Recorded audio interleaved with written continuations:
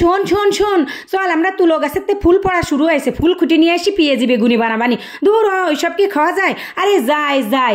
আসসালামু আলাইকুম রহমতুল্লাহ। টুক করে চলে আসি তুলো গাছের তলায়, আরে শিমুল গাছ তলায়। আহানে বসন্ত এসে গেছে না, ফুলে ফুলে চারিদিকে ভরিয়ে গেছে, তা তুলো গাছেও কিন্তু ফুল ফুটেছে।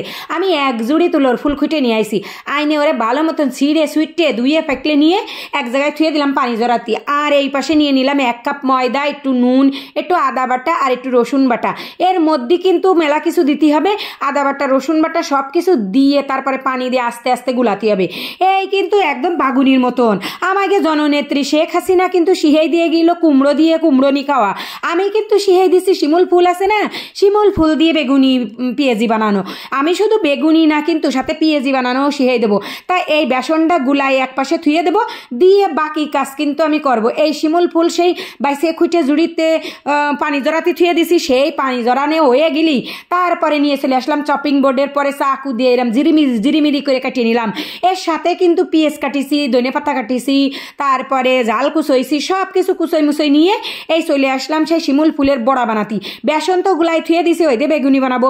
আর এই যে কুচই নিছি না, এর সাথে জাল পেঁয়াজ সব দিচ্ছি, দিয়ে নুন হলদি দিয়ে একটু হলদিও দিছি, কি জানি কাউদি একটু কালার ভালো হবে না, এমনিতেই শিমুল ফুল লাল, তারপরে কিন্তু হলদি দিলে আর একটু কালার হবে না, ওই জন্যই। এইবার কি করলাম, ওর মধ্যে একটু বেসন দিলাম, একটু চালের গুঁড়ো দিলাম, দিয়ে মাহাই জুহাই থুয়ে কড়াইয়ের কাছে চলে আসলাম। কড়াইয়ের মধ্যে দিলাম ঘপ্পাত করে 1 বালতি তেল ডাইলে, তারপরে সেই শিমুল ফুল কটা বেসনের মধ্যে চুবই তেলের মধ্যে ছাড়িয়ে দিলাম। আমাকে জননেত্রী কি খারাপ কিছু শিখাইলো?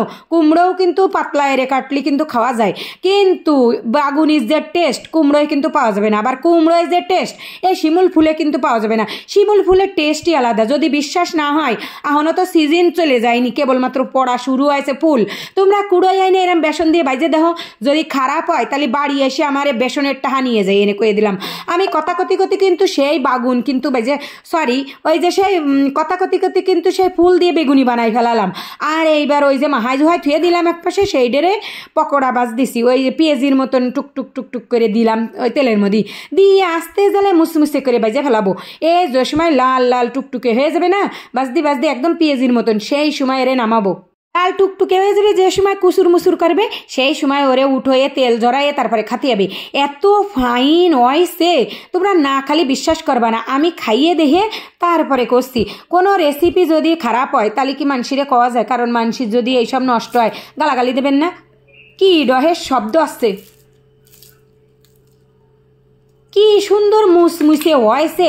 তোমরা যদি না বানাও তাহলে বিশ্বাস করতে পারবে না, বুঝাও।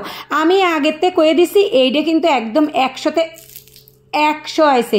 শব্দটা শুনতে পারিস? এত সুন্দর এর টেস্ট হয়েছে, খাতেও ফাইন হয়েছে, দেখতেও সুন্দর। পেঁয়াজি বেগুনি একদম ফেল মেরে যাবে। এইরকম যদি আগেতে জানতাম বানাতি তাহলে জীবনে কোনোদিন বাগুন কিনতাম না।